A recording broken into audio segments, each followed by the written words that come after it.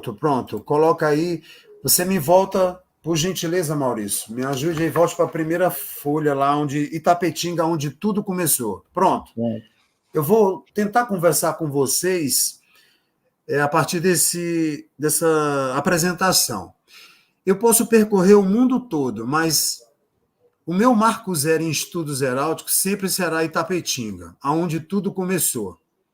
Não tem como ser diferente. Próximo, Maurício.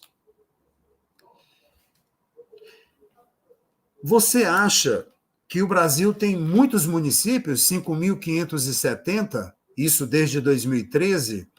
Pois é, nós somos o quinto país em números de município. Nós vamos perder para a República Tcheca, com 6.258, e nós vamos ter uma Espanha com 8.000 municípios, uma Alemanha com 12.000 e uma França com 36.000 municípios. Mas por que 5.570, aquele asterisco lá, Jocélio? Porque existe duas localidades que têm status de município, mas, respectivamente, um é Distrito Federal, Brasília, e a outra, Fernando de Noronha, Distrito Estadual. Então, o número real de municípios são 5.568. Pode passar, Maurício. Em termos de Brasil, nós temos 5.570 municípios. A Bahia ocupa o quarto lugar em número de municípios. São 417 municípios, ficando atrás de 497 municípios gaúchos. Na vice-posição, São Paulo, com 645 municípios. E em primeiríssimo lugar, o estado de Minas Gerais, 835 municípios. E nós achávamos que a Bahia é grande, né? A Bahia é grande. Em relação ao Nordeste, é o maior estado, né? Em números de município, é o quarto estado com maior número de municípios. Um detalhe, essa situação de Minas Gerais está em primeiro lugar, só passou essa situação a partir de 1940. Até 1940, São Paulo era primeiro lugar. A partir de 1940, com a industrialização, Minas Gerais passa a ter o primeiro lugar no ranking. Próximo, Maurício. –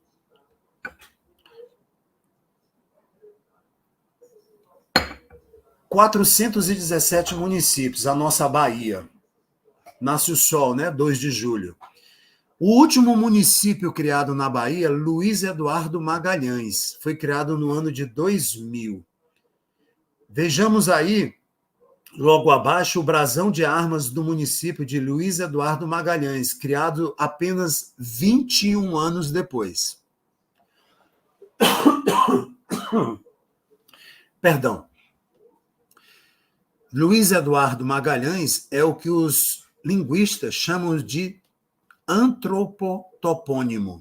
É quando o nome de uma pessoa recebe homenagem e é atribuído a uma localidade, a um município. Próximo, Maurício. A Bahia, a imensa Bahia, com as suas mesorregiões. Até 1989, o IBGE designava como mesorregiões. Hoje são regiões intermediárias, baiana, cearense, sergipana, paulista, gaúcha, a partir de 2017. Então, nós temos na Bahia o Vale do São Francisco, que um dia já pertenceu a essa região aí, o Vale do São Francisco, o extremo oeste baiano, já pertenceu ao vizinho Pernambuco. A partir de 1823, passa a domínio da então província da Bahia. O extremo oeste, o nordeste baiano, o centro-norte baiano, a região metropolitana de Salvador, onde está a capital do estado, Salvador, o sul baiano, a única região do nordeste que não apresenta seca é o sul do estado da Bahia. Lá não há seca, lá chove o ano todo. E a nossa região centro-sul baiano, onde está a nossa Itapetinga, Vitória da Conquista e tantos outros municípios importantes daquela região. Próximo, Maurício. Pois é, chegamos então à microrregião de Itapetinga, com destaque para a nossa Itapetinga, né? A microrregião de Itapetinga, ela é formada pelos municípios de Encruzilhada, Itambé, Itarantim, Itororó, Macarani, Maiquinique, Potiraguá e Ribeirão do Largo. Só um momento agora. Eu quero que vocês gravem essa sequência desses municípios. Nós estamos falando Itapetinga, Itambé, Itororó, Potiraguá. Essa é a forma como nós falamos no dia a dia. Eu vou fazer aqui agora um pequeno exercício de tupi antigo com vocês. Um pequeno exercício de tupi antigo. Quando eu falo Itapetinga, em tupi antigo, eu estou falando Pedra Branca. Vamos ver como são os outros municípios? Próximo, Maurício. Então, as referências toponímicas. Mas o que são as referências toponímicas? As referências toponímicas são aqueles aspectos físicos ou antropoculturais que vão nominar um domínio. Por exemplo, no município de Itapetinga, um minério, uma rocha, uma pedra de coloração branca, Pedra Branca, Itapetinga. Até a emancipação, até o ano anterior à emancipação, Itapetinga chamava-se Itatinga, que quer dizer Pedra Branca em tupi antigo. Em 1938, Getúlio Vargas assinou a lei dizendo no seu artigo 10º que não podia mais haver ou existir municípios, cidades, vilas apresentando o mesmo nome. A partir dali foi proibido. Isso em 1938. Ratificado em 43, 46 e reafirmado pela Lei Complementar número 1 de 1967, no artigo 9º. Já havia uma Itatinga, município em São Paulo. Daí, quando Itatinga baiana se emancipou, ela não poderia ser Itatinga. Então, os tupinólogos colocaram Itapetinga, que quer dizer, literalmente, pé, na, no, tinga, branca, Ita, pedra, na Pedra Branca. Então, vamos olhar agora os nossos vizinhos. Encruzilhada, mas encruzilhada por quê? Porque ela foi criada, a cidade foi criada no cruzamento de duas rodovias, literalmente, encruzilhada. Itambé mais a noroeste ali de Itapetinga, Pedra Pontiaguda, né? Itarantim que vai estar na situação mais a sudeste de Itapetinga, vai ser Diadema de Pedra.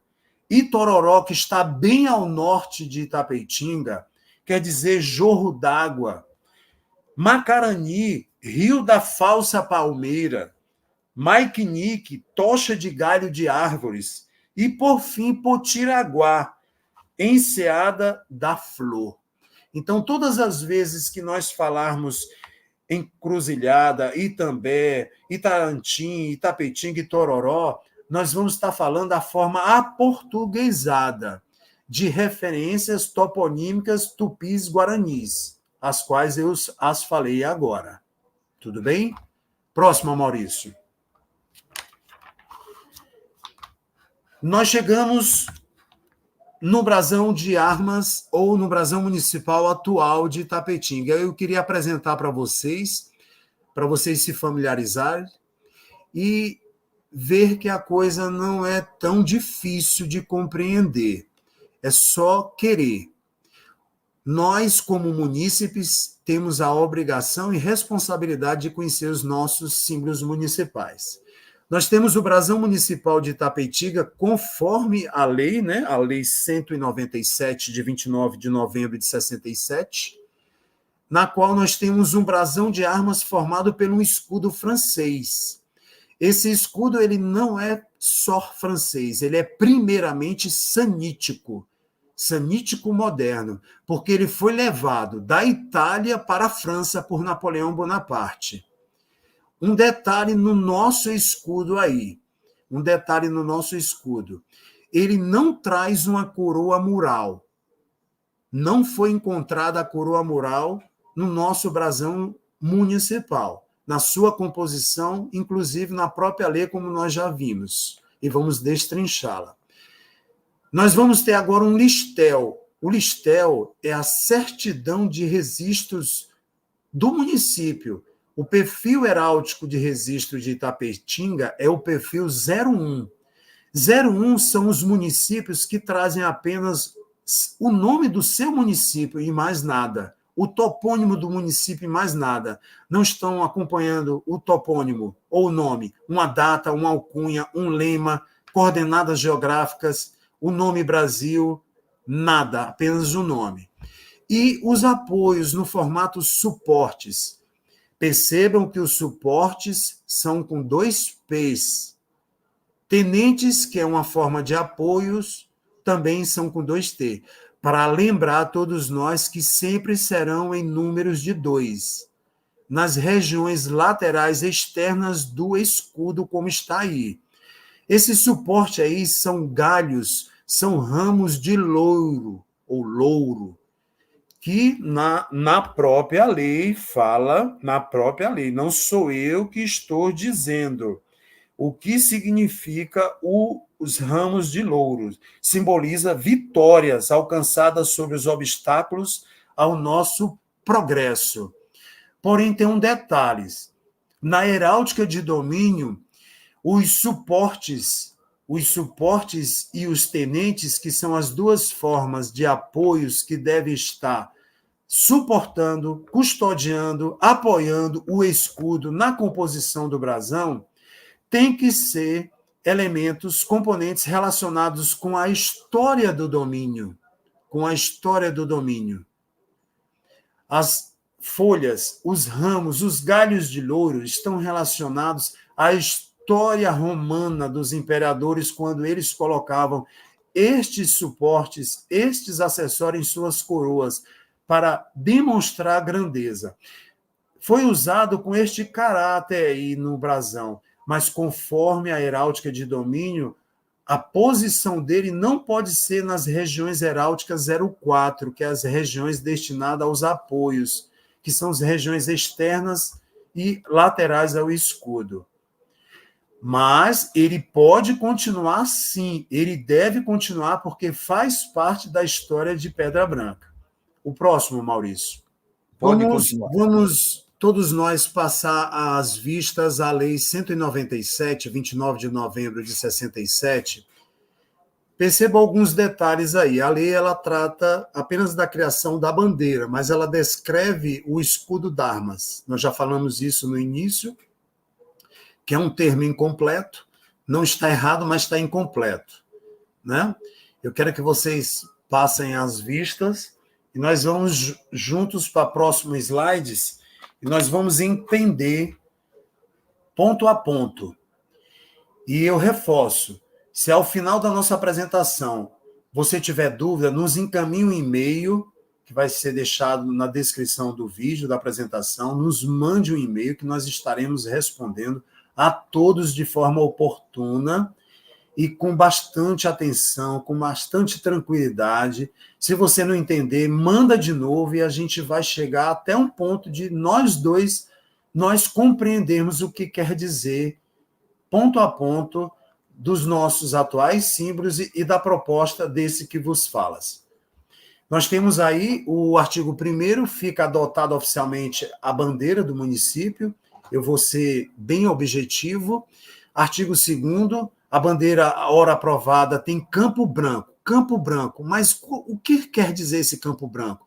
O legislador, na época, não previu, não deu significado. E como tudo na heráldica tem significado, a vexilologia, que é a ciência das bandeiras, também tem o mesmo comportamento. Tudo que está na bandeira tem que ter um significado. Símbolos heráldicos e não heráldicos. Aí o número 1 do artigo 2º. um escudo d'armas dividido em 4 campos. Nós vamos ver nos próximos slides. Número 2, 2 campos vermelhos. Número 3, campos azuis. Número 4, cabeças estilizadas de boi. Aqui eu abro um parêntese. A cabeça bovina, a face bovina que aparece, ela precisa ser modernizada conforme a história de Tapetinga. A espécime bovina comercializada na primeira exposição de Tapetinga foi a raça Gi, que é a raça que eu proponho na modernização. A que está estilizada lá, em momento nenhum, faz referência à raça Gi. A raça Gi ela tem uma característica própria dela. As orelhas dela são como folhas secas empenduradas. As pessoas que lidam com gado aí em Tapetinga, outros no Brasil, que possam estar nos ouvindo ou não, sabem do que eu estou falando. O número 4, cabeças de boi. O número 5, enlaçando o brasão de armas, 2 ramos, folhas de louros. Nós já vimos por que os louros não estão errados, eles precisam ser reposicionados conforme a heráldica de domínio e o significado das folhas de loiro. Na base, ele chama de laço heráldico. O nome completo é listel ou listão, conforme o heraldista. O mais usado é listel. E aí finaliza com a revogação, a data de publicação, o presidente, o primeiro e o segundo secretário. O próximo slide, Maurício, por favor. Temos aí a bandeira, conforme a lei que nós lemos anteriormente. Um detalhe, essa região que fica próxima ao mastro, de quem observa à esquerda, nós chamamos de tralha na vexilologia. E batente. Batente é aquela parte da bandeira que fica flamulando ao vento. A parte que fica presa ao mastro é a tralha. A que fica solta flamulando, batente. Essa área retangular e padrão universal chamamos campos da bandeira. O escudo d'armas colocado no centro. Na tradição portuguesa, esse escudo ele tem que estar dentro de um símbolo geométrico. É isso que diz a tradição portuguesa. Muitos brasões no Brasil trazem essa característica. Campos retangulares, carregados com uma figura geométrica, e dentro dessa figura geométrica, as armas municipais. Próximo, por favor, Maurício. Vamos lá, vamos lembrar. O escudo, ele tem alternos internos de cores, azul e vermelho. Na heráldica, nós chamamos de, respectivamente, de blau e de golês. Blau por azul e golês por vermelho. O que significa o azul? A confiança na preservação divina da nossa destinação histórica, de Pedra Branca. E o vermelho, o ardor dos nossos corações. Perceba um detalhe aí. Está havendo uma repetição aí de sentimentos cívicos. Está havendo uma repetição de cores e, consequentemente, de sentimentos e significados cívicos que o legislador deu à época. Isso é errado? Não, isso não é errado. Precisa ser só modernizado para os tempos de hoje. Próximo slide, Maurício. Eu peço desculpa porque eu estou com a garganta um pouco seca e tenho que tomar água e estou falando muito. Se eu estiver sendo muito rápido, Maurício, você pode me interromper. A flor de lis é um dos símbolos ou figuras heráldicas que fazem parte das armas municipais. A flor de lis ela tem várias estilizações. No campo inferior direito do nosso vídeo, nós temos alguns tipos de estilização ou estilizações da flor de lis. O que quer dizer a flor de lis nas armas de Itapetinga? A união de todos os itapetinguenses em torno de seus ideais. Isso é o significado da flor de lis nas nossas armas municipais. Mas nas nossas, sim, eu sou itapetinguense. Não sou natural, mas sou de coração e, graças a Deus, recebi o título de cidadão. Depois de um período aí, a sociedade reconheceu o nosso trabalho, ao qual eu sou muito grato, Talvez esse seja um dos motivos que eu ainda não considero essa página virada. Na heráldica, a flor de lis, ela representa que aquele brasão de domínio tem um vínculo com a Casa Real Francesa. Se você pegar um brasão na Europa que tiver uma flor de lis, esse brasão está indicando que aquela localidade, que aquele nobre tem algum relacionamento com a Casa Real Francesa. Isso é a visão da flor de lis na heráldica da nobreza. Na heráldica de domínio, a flor de lis significa necessariamente, imediatamente, a padroeira do domínio, do município, da cidade.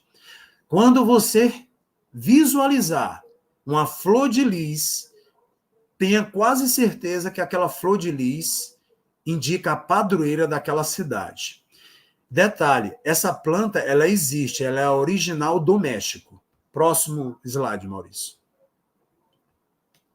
Eu sou um privilegiado, ter um historiador em Tapetinga para estar passando os slides para mim, é muito privilégio.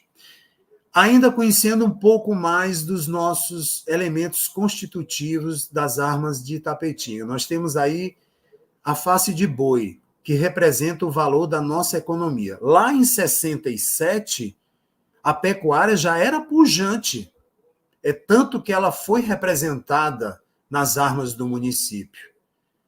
Só precisamos modernizar essa face aí. Há um selo na fazenda Juvino Oliveira que mostra, que confirma que a primeira raça bovina comercializada de destaque foi a raça Gi. Esse selo foi visualizado por mim e pelo então Cabo Barbosa quando lá estivemos visitando a época das pesquisas. Os ramos de louros simbolizam as vitórias alcançadas sobre os obstáculos ao nosso progresso.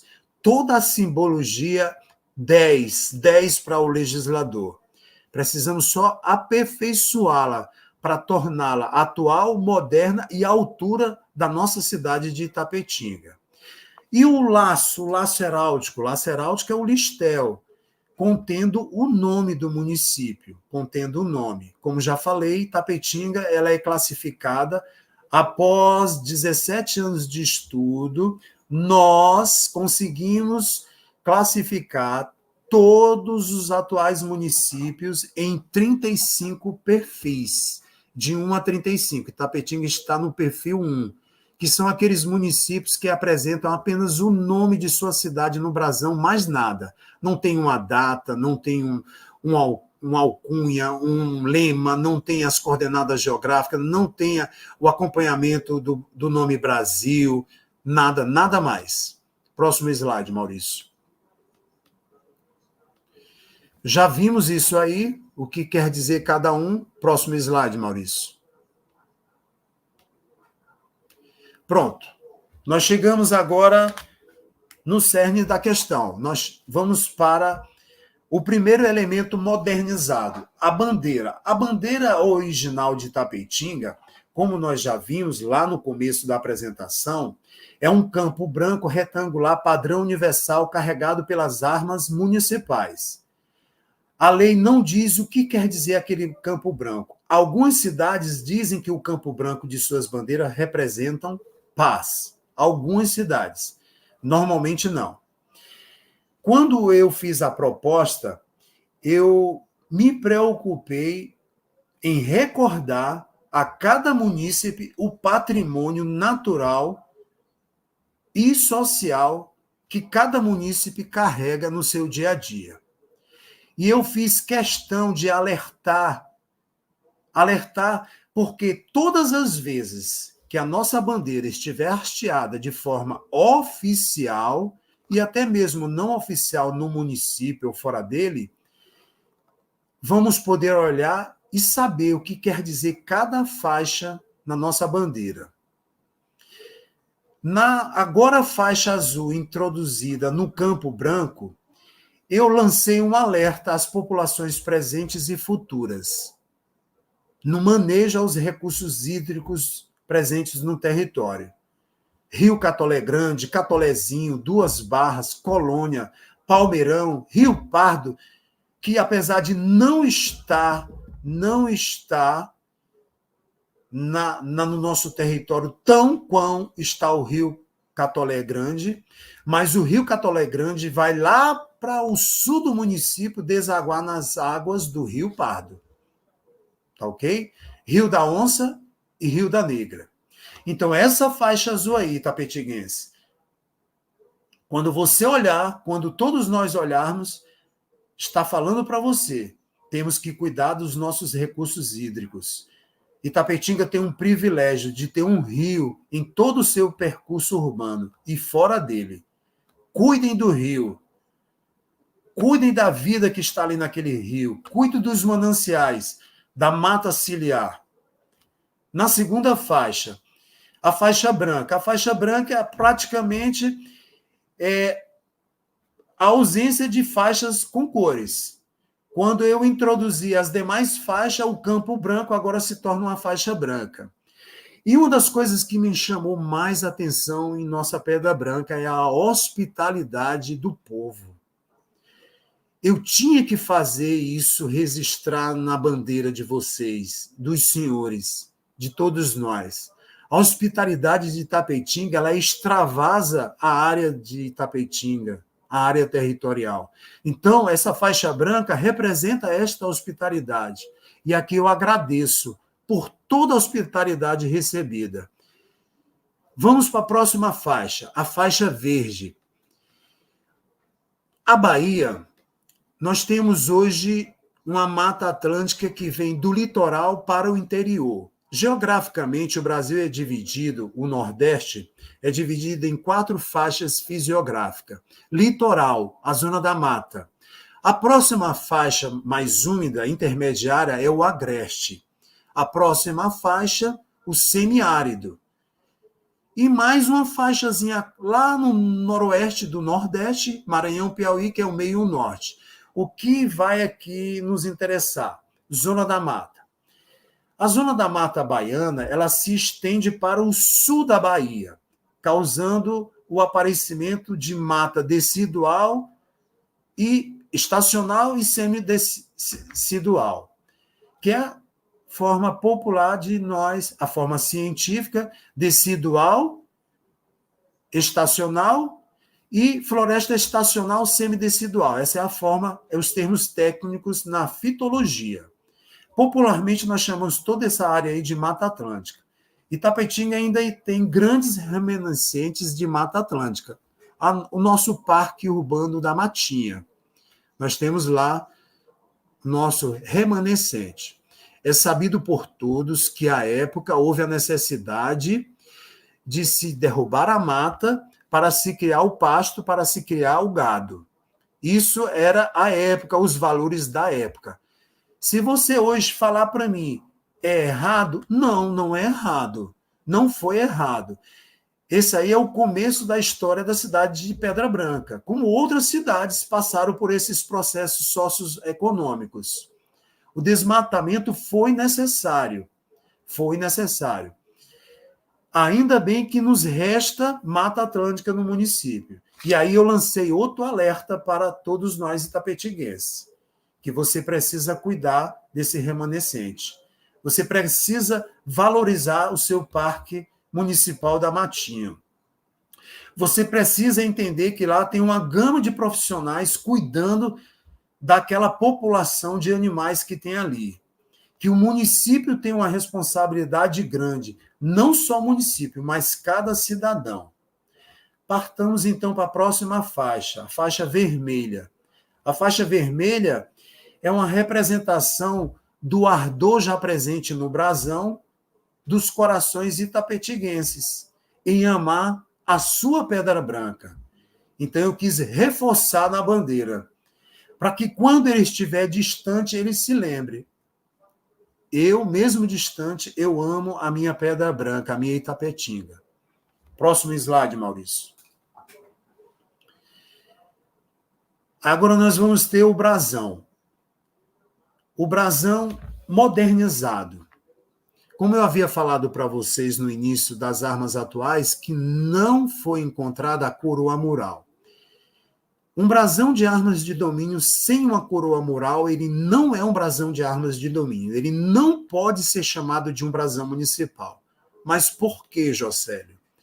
Porque o que designa o brasão ser de domínio de uma cidade, de um município, é a presença de uma coroa mural. Existem 2 padrões de coroa mural segundo a heráldica portuguesa. 5 torres douradas são para cidades capitais, com portas vermelhas e forro vermelho, janelas também vermelhas. Uma coroa mural prata, como essa que aparece.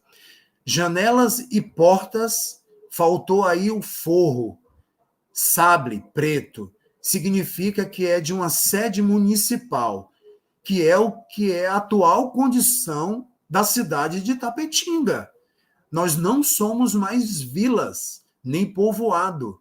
Nós somos uma cidade, sede municipal e sede de uma micro-região. Nós somos líderes, ou líder, numa micro-região dentro do estado da Bahia.